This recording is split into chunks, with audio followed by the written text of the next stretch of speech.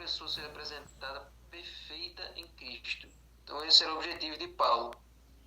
E é por isso que ele pregava, era por isso que ele se esforçava, ele se dedicava, para que cada crente, para que cada novo converso fosse um dia apresentado diante de Deus perfeito e sem mácula. Então, lá em Efésios 5:27, Paulo diz que esse também é o objetivo de Cristo. Paulo diz que o objetivo do sacrifício de Jesus é apresentar a igreja a si mesmo como uma igreja gloriosa, sem manchas, nem ruga, nem coisa semelhante, porém santa e sem defeito. Então esse era o objetivo de Jesus. Pegar pessoas imperfeitas, pessoas falhas, pessoas pecadoras, pessoas que têm atritos entre si, pessoas que têm defeitos de caráter grotescos ao longo de toda a sua vida. É pegar esse grupo de pessoas que estão no mesmo lugar, acreditam na mesma coisa,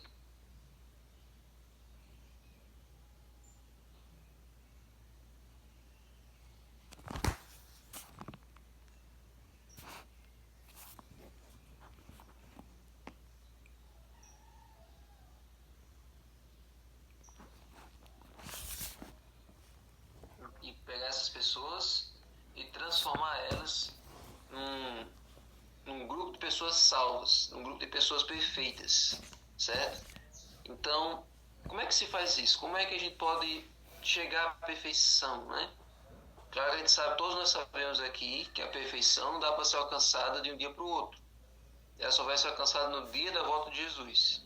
Mas é uma estrada até lá. É uma escada até chegar naquele dia. Nós não vamos continuar do mesmo jeito e esperar que naquele dia haja mudança. A mudança vai acontecer pouco a pouco. Lá vai ser só a culminação, a coroação final. É como num curso, você vai fazer vai chegar o dia que você vai apresentar o seu TCC, o seu trabalho de conclusão de curso, para então você receber a sua aprovação e receber o diploma. Mas o TCC, você passa um ano, até 2 em alguns casos, preparando, estudando, revisando, apresentando algumas vezes até chegar ao dia final. Então, é assim também a santificação. Você não pode esperar que no último dia tudo se resolva. A gente tem que, dia após dia, lutando contra o eu e dando espaço para Deus no trono do nosso coração. Para que assim ele vá fazendo a transformação dia a dia, até chegar o dia que ele vai fazer a transformação completa. Então, olha só, Paulo buscava alcançar isso por meio do ensino e da advertência. Era assim que ele pretendia trabalhar na mente dos colossenses para poder chegar a essa perfeição, através do ensino e através da advertência. Então, ensinando assim a doutrina e a prática cristã de várias maneiras e advertindo para as consequências de rejeitar o evangelho e os perigos dos falsos mestres. Ou seja, se eles rejeitassem o engano, se eles se apegassem à verdade, se eles parassem de beber nas fontes sujas e continuassem a beber na fonte verdadeira da palavra de Deus, se assim eles aprendessem tudo que fosse correto, então assim eles estariam chegando na perfeição.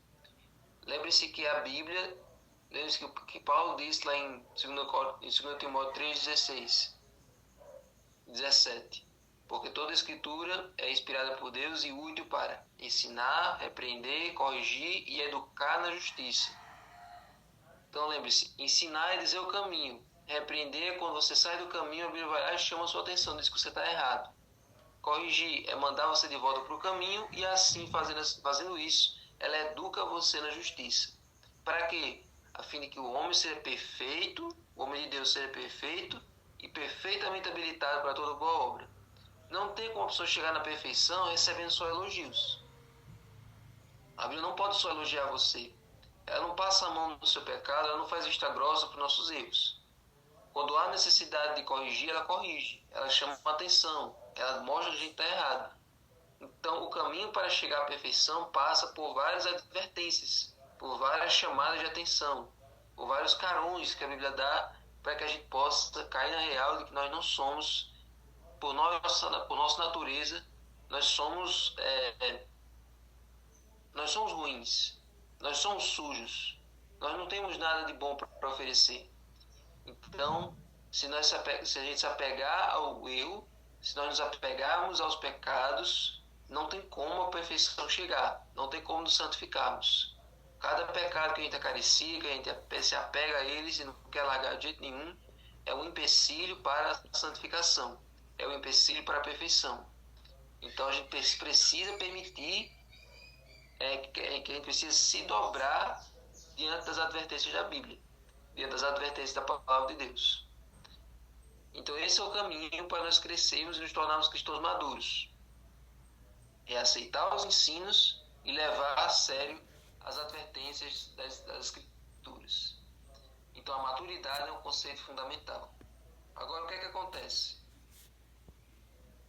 Em algumas igrejas, em muitos lugares, as pessoas, quando elas recebem uma disciplina, elas se chateiam, se magoam, saem da igreja e começam a falar mal daquele sistema da igreja. Sendo que a disciplina não é para envergonhar a pessoa, não é para mostrar que a igreja tem raiva daquela pessoa. A disciplina é uma coisa benéfica. Vai mostrar que a igreja de Deus tanto tem ordem, como zela pela integridade dos seus membros. E o membro precisa entender aquele período de disciplina para que ele se ajeite, para que ele se conserte, para que ele então possa voltar às atividades normais da igreja.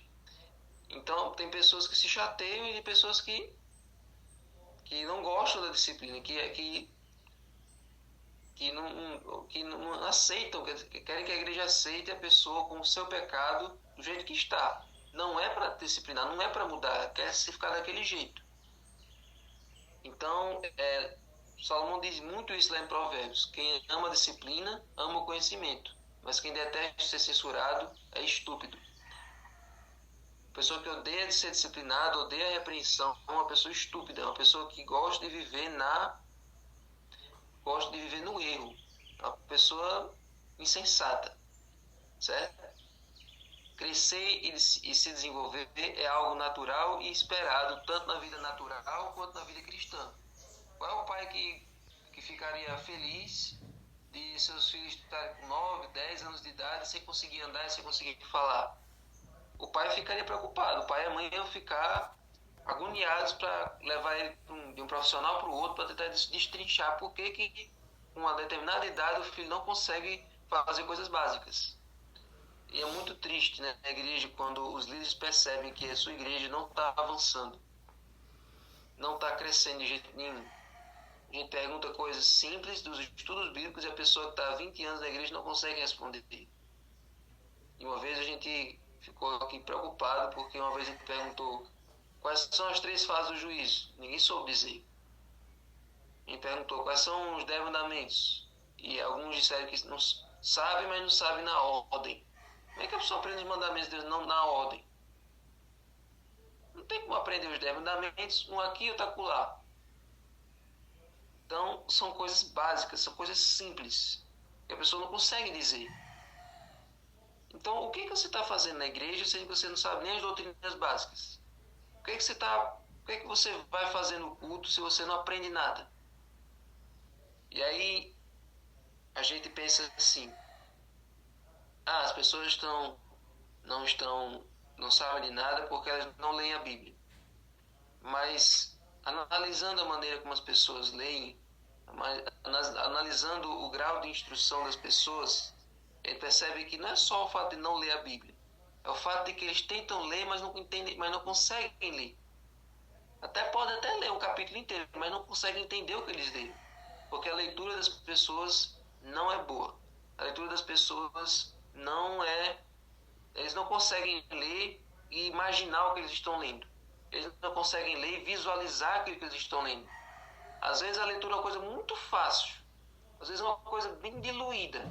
Pode ser Salmo 23, que a pessoa lê, mas a pessoa lê tropicando, lê tropeçando, lê ali. A leitura se torna uma coisa complicada, difícil, que aí a pessoa acaba não refletindo ou se deliciando do que a passagem está dizendo. Então imagino que esse é o caso da maioria das nossas igrejas, dos nossos crentes. E eu não sei o que a gente pode fazer para que eles possam entender esses assuntos. Nós temos pena porque a maioria dos irmãos não sabe nada de profecia. A gente sabe que essa igreja que precisa ensinar profecia, mas como ensinar profecia se a pessoa não sabe onde está Mateus? Então essa é a dor que todos nós compartilhamos. Não é só o fato das pessoas não lerem a Bíblia, é o fato das pessoas não lerem nada e não entenderem o que estão lendo. Se as pessoas tivessem os olhos abertos para a leitura e conseguissem entender conseguissem pelo menos dar uma leve interpretação positiva, correta sobre o que elas estão lendo, aí dá para ensinar Daniel, dá para ensinar Apocalipse, eventos finais, e todo mundo da igreja seria sabido para ensinar isso para as outras pessoas, e a igreja seria composta de todo mundo da igreja seria instrutor do estudo bíblico. Não ia ficar ninguém que não soubesse. Todo mundo seria instrutor, todo mundo saberia passar estudos, e assim a igreja cresceria 10 vezes mais. As igrejas estagnam, como diz lá na Bíblia, o povo perece por falta de conhecimento. Então, gente, crescer e se desenvolver é algo que todo cristão precisa buscar. O cristão não pode passar anos na igreja numa zona de conforto, numa zona parada. Todos precisam crescer, todos precisam avançar de nível. De mero espectador para uma pessoa que fala, para alguém que sabe articular a sua fé. Certo? Mas terminando aqui. A palavra grega trazida como perfeita em Colossenses quer dizer algo completo e sem defeito. Certo? Por meio do processo de crescimento da vida espiritual, nós compreendemos a profundidade da lei de Deus e reconhecemos que cada um dos seus mandamentos é ilimitado. Também entendemos que essa lei ela abrange os pensamentos e os propósitos do coração. Não é só o ato em si, né? O pecado começa na mente. Então a lei ela abrange tanto a ação como aquilo que motiva a ação. Então ainda assim nós precisamos ter cautela, porque Paulo usou a palavra advertindo, certo? Para chegar à perfeição nós temos que passar pelas advertências. Há caminho que ao ser humano parece direito, mas o fim dele é caminho de morte. O discernimento espiritual surge de um entendimento da palavra de Deus guiado pelo Espírito Santo. Então, a gente só consegue ter discernimento espiritual, que é um dos dons do Espírito Santo, se a gente tiver uma boa base da Bíblia. Tem pessoas que dizem que são sencientes, que são sensitivas, né? E conseguem adivinhar ou distinguir o espírito, a aura de uma pessoa. Mas se isso for sem estar ancorado na Bíblia, isso é só superstição, isso é só misticismo. Existe o dom de discernimento de espírito, de saber se uma pessoa, de conhecer o espírito da pessoa, mas isso só vem se a pessoa que tem um dom tem isso baseado na Bíblia. Se não tiver, é pura superstição. Falsos ensinos contêm elementos da verdade, mas acrescentam ou retiram algo essencial do que a Bíblia diz. O engano, ele mistura a verdade com a mentira. Não é só mentira. Se fosse só mentira, ninguém seria enganado. O engano é justamente porque pega elementos da verdade com coisas mentirosas. Geralmente não atacam o que Deus revelou, mas lançam dúvidas sobre a validade ou a relevância dessas verdades para os nossos dias. É que nem tudo tem a base lá da árvore do conhecimento do bem e do mal. É assim que Deus disse, não é para comer de nada que tem no jardim. Ou seja, ele não negou que Deus proibiu comer alguma coisa, mas ele distorceu para Eva pensar que não era para comer de nada. Mas Eva disse, para comer só daquela. Aí depois que a pessoa ficou argumentando com o inimigo foi e deu a rasteira. É certo que não morrereis. Então devemos ser prudentes como as serpentes, inocentes como as pombas, ao discernir a verdade doutrinária do erro. Então esse discernimento todo adventista, todo crente precisa ter se estudar a palavra de Deus. Se ficar só ouvindo os outros falando, a pessoa não aprende. Existe um gráfico, um estudo que mostra como as pessoas aprendem. Aí existe um grau que a pessoa aprende ouvindo, existe um grau que a pessoa aprende lendo, existe um grau que a pessoa aprende ensinando. ensinando é a melhor forma de você aprender qualquer coisa. Mas só ouvindo, só ouvindo, mas sem entender nada, guardando as dúvidas para si mesmo, nenhum crente tem como progredir na vida cristã. Então a gente tem muito medo de que os membros da igreja não entendam o que é essa igreja verdadeira. Eu já vi gente dizendo assim, um parente meu se batizou em outra igreja, uma igreja X, uma igreja Y. Graças a Deus que ele está numa igreja, né? É melhor do que estar no mundo. Então, essas pessoas não entendem que não é bom a pessoa estar em outra igreja. E é bom a pessoa estar nessa igreja que ensina a verdade. Em outra igreja é tão ruim quanto estar no mundo. Porque a pessoa está perdida, a pessoa não está estudando a verdade. Então, você olhando a capacidade dos nossos membros de entender as coisas, você percebe o porquê que a obra de Deus não está avançando. Por que a verdade não está continuando, não está chegando a outras pessoas? Porque os próprios membros não estão entendendo por que estão aqui. Não estão entendendo as mensagens, as doutrinas que distinguem a igreja adventista. E isso retarda a pregação do evangelho, e isso retarda o derramamento do Espírito, isso faz a gente passar mais anos nesse planeta. Então, gente, Deus nos chama para a gente evoluir, para a gente crescer na vida cristã. Mas para isso, o que faz a gente crescer é a palavra de Deus sendo entendida, sendo praticada, sendo vivida no dia a dia de cada um. Então peça a Deus para que Ele abra os seus olhos. Como dizia o pastor Rony, desvende os nossos olhos para que eu contemple as maravilhas da tua lei.